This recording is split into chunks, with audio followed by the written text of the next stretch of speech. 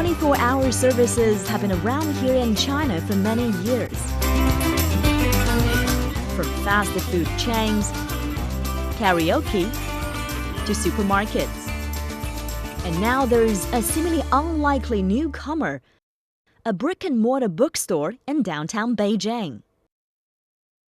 So this is the bookstore that shot to fame in the Chinese capital of Beijing in recent days.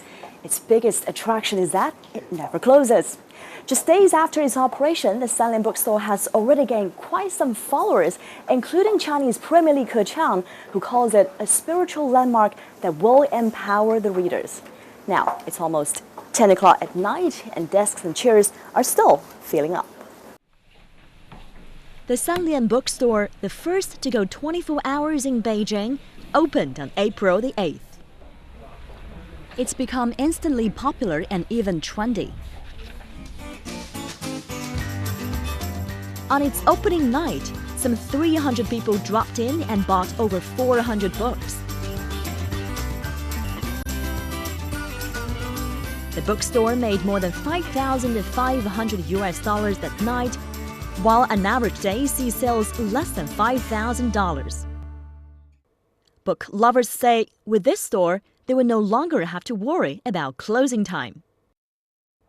This customer says it's the second time he visited the bookstore at night. He can enjoy some quiet reading here after a hectic day. When many physical bookstores have to close in the digital era, this one has expanded its hours. So at the end of the day, has it been a hit or a miss?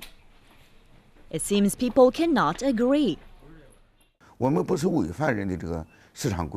Some people say we're going against the tide of the market or even people's biological clock. But our aim is not to make all the people come here and read at night.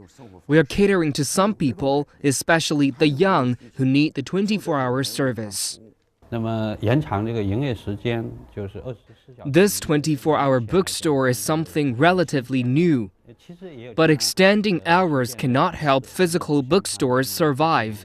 As more people buy books on the internet and more books become digital, there won't be a future for physical bookstores. Even physical books might disappear one day.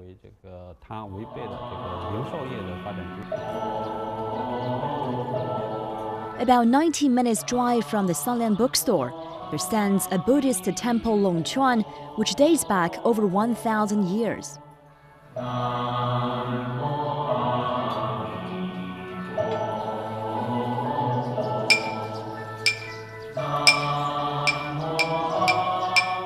Centuries-old rituals and traditions continue to be observed. But there were changes in how. 27-year-old Master Xian Li switched to reading devices 2 years ago. Now, most of his reading is done on his e-reader. It contains as many e-books as a library of scriptures, he says. And it's much easier to carry around a device such as this. In fact, the whole temple has gone high-tech, complete with an electronic book lending system and a division devoted to preserving scriptures by making them digital.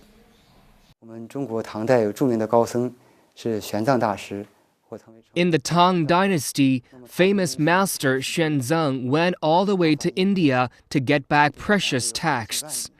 He traveled 10,000 miles over 17 years.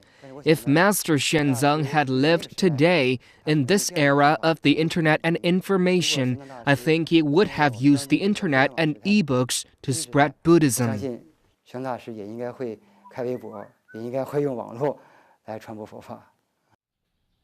Master Chanxing says it might even be a real trend for all the Buddhist texts to go digital.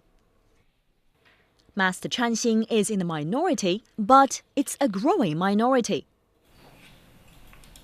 According to the latest nationwide survey conducted by the Chinese Academy of Press and Publication, half of all Chinese readers read on digital instruments, including computers, mobiles, and reading devices. This is the first time that digital reading has rivaled traditional reading. The survey also shows the Chinese read 2.48 e-books per capita last year, and digital reading is more popular among the young and middle-aged. Hang around at a bookstore or buying books on the internet. A printed book in your hand or an e-book on your gadget. Flipping pages or swiping screens. Well, if you don't like such Hamlet-style questions, you could just put them aside and read. Shi Yingshan, CNC World, Beijing. This is CNC World, a new perspective.